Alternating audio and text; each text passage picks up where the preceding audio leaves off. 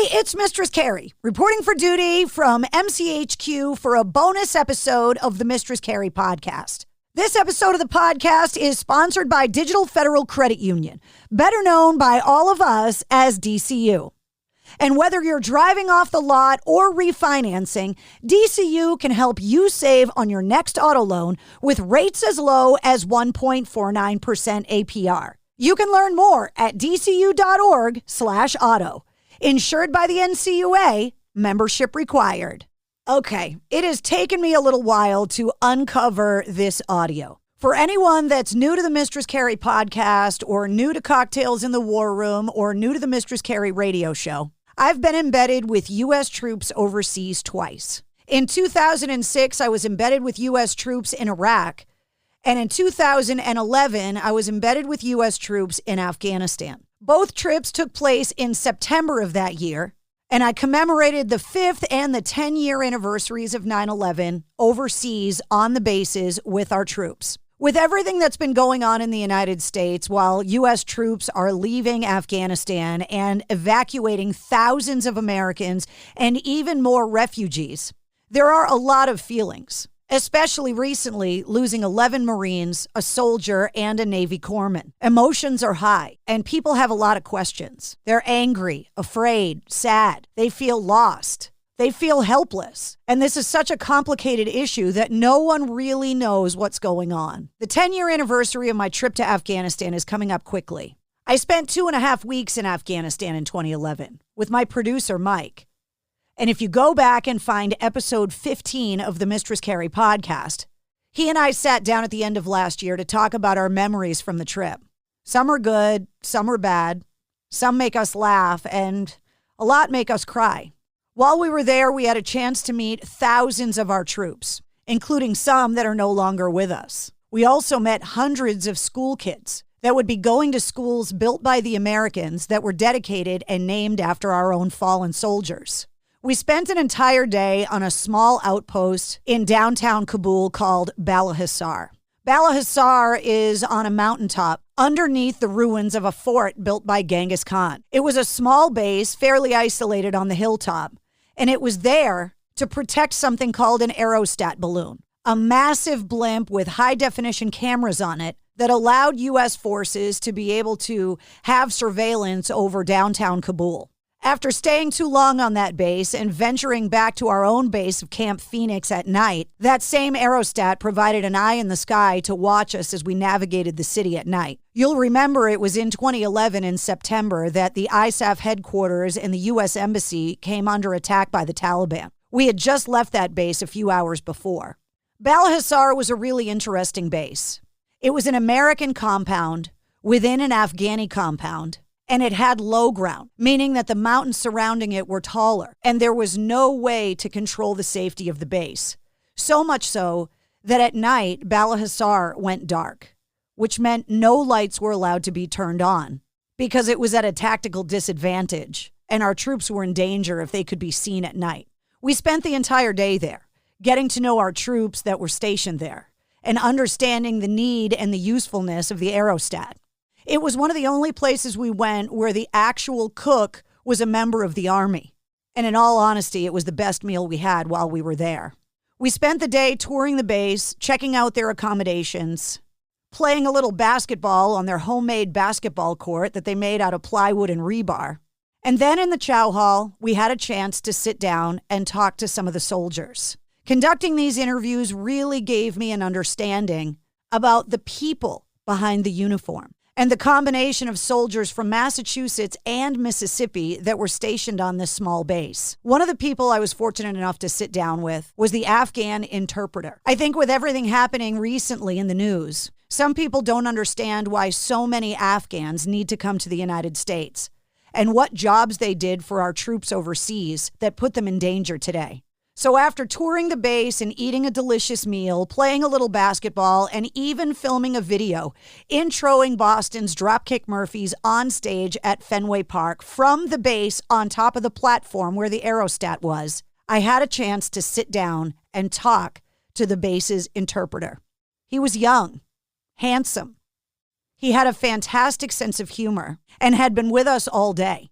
since we spent so much time with the American soldiers, but also with the ANA soldiers, the Afghan National Army. You can imagine a purple-haired female civilian radio DJ walking around a base in downtown Kabul might be a sight for an Afghan soldier that's never seen anyone like me. Like I said, it's taken me a while to actually dig up this audio. But I thought it was important, with everything going on in the world right now, for you to hear from someone that was doing the job with our American soldiers to understand how important their job was and why it is so important for so many of our service members and veterans that those that help them during their deployments get out of Afghanistan safely before it's too late. So, rather than have me tell you what he was like, I want you to hear it directly from him. This is a bonus episode of the Mistress Carrie podcast. This was recorded in September of 2011. Who could have foreseen 10 years later that the world would be so different? I'll put this side note that I have no idea where he is. I don't know what's become of his life, and I don't know if he ever came to the United States or not. All I can hope is that he is happy and that he is healthy.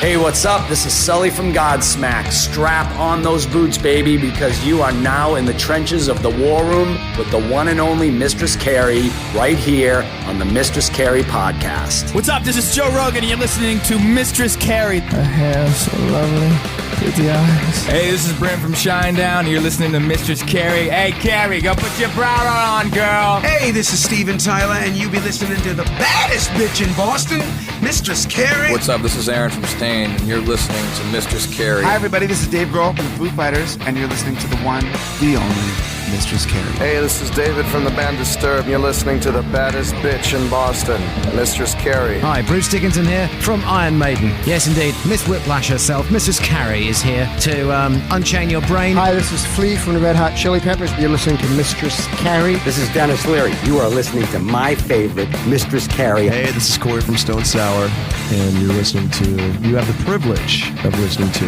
Mistress Carrie. Oh, God. Oh, yeah. Well, we'll start slow. All right, so tell everybody what your name is and where you're from. My name is Nenghel. I am from Afghanistan. All right, so you are the base interpreter, correct? Yes. And I think a lot of people would be very surprised back home that there are local Afghanis working so closely with our soldiers here. How has that been for you? That's been going, but that's been good, you know, that lots of Afghan, that they're working as an interpreter here, they're proud to do that job because they do honor for their country and serve for the United States. There's a lot of people back home that think that everyone in Afghanistan doesn't like the fact that we're here and wants us to leave. Is that true of everyone, or is that just a small group of people? This is a small group of people that they're not educated, that they are not like, their minds are not light. The people who are educated, they know why American came to Afghanistan. This is the point that they came here to ensure security for Afghan people. So lots of people happy about it. Those are like a small group that they don't like American to be here.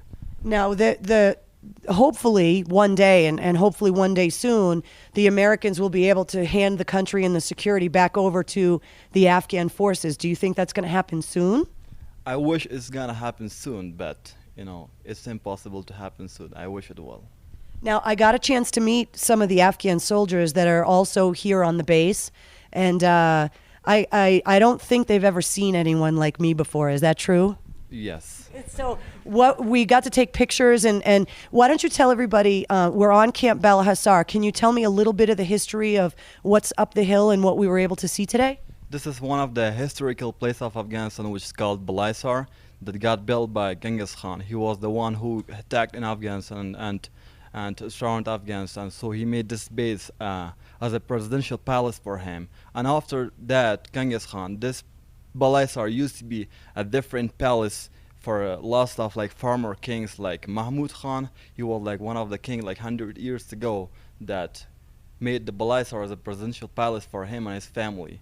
And this was one of the nicest places that you had seen it today. There's a lot of people in Boston that think that our city is old and that there's a lot of history there.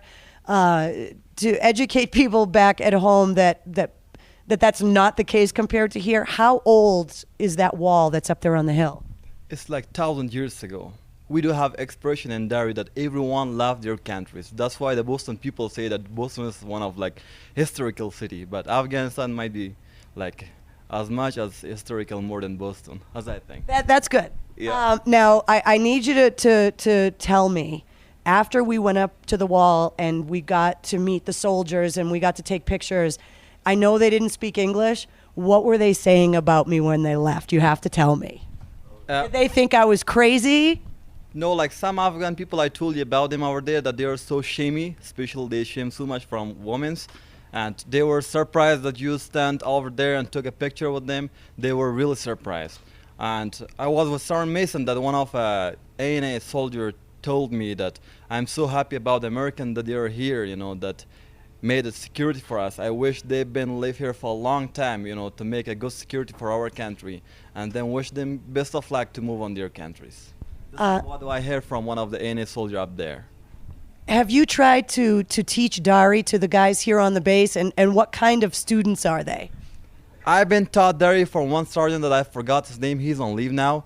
I never, taught Dari for others. I made a schedule to teach them, but they're so lazy. They're not present, to be attend on Dari class. So they're blowing you off, basically. Especially my LT, my commander, he told me to start Dari, but he didn't, So he's not coming to class. Yeah.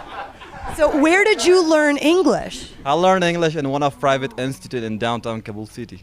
So you can go and learn English and freely take these classes without fear or danger to yourself? Because I would think that the fact that you're even here with the Americans and talking to me right now could be a dangerous thing.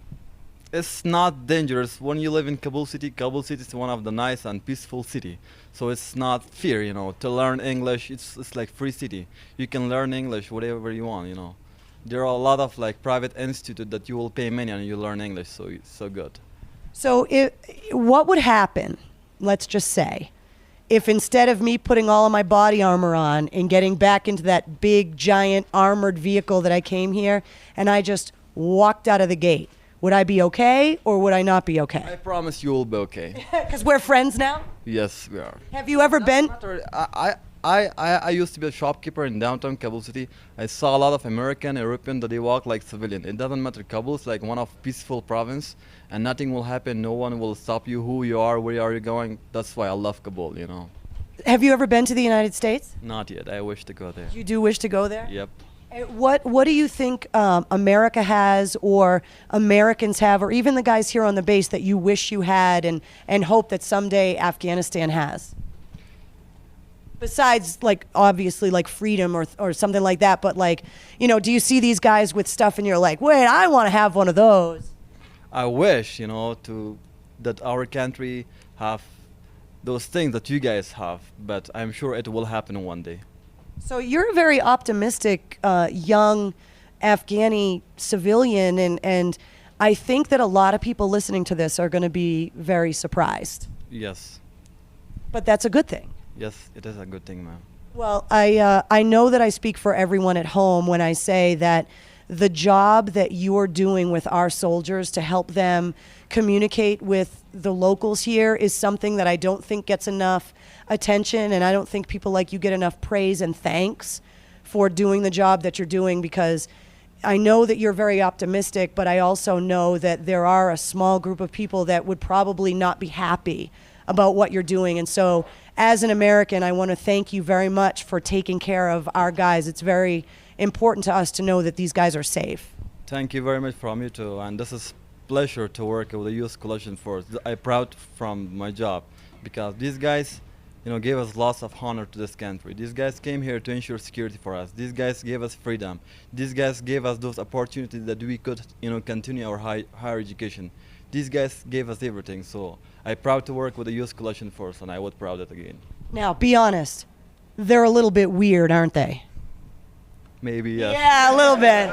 Thank you so much for talking to me. I really appreciate it. I really appreciate you too. Well, there he is. That was Nenghel, the interpreter on Bala Hissar that was working for the U.S. troops while I was in Afghanistan in September of 2011. Like I said at the beginning, I don't know where he is. I don't know if he wanted to come to the United States and if he was ever able to do that. I just thought it was really important that you hear from one of these Afghans themselves. So you could hear the pride they had in working for the Americans. Those interpreters were invaluable for our troops. And the work that so many Afghans did over there over the last 20 years have saved countless American lives.